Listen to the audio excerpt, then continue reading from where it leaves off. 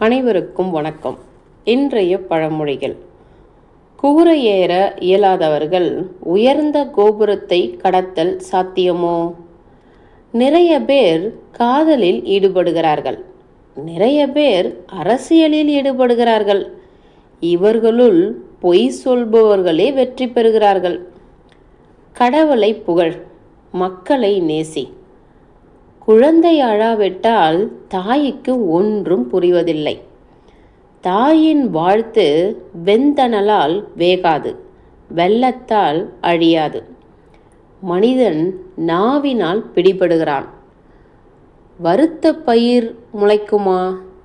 வல்லவனுக்கு வல்லவன் வையகத்தில் உண்டு.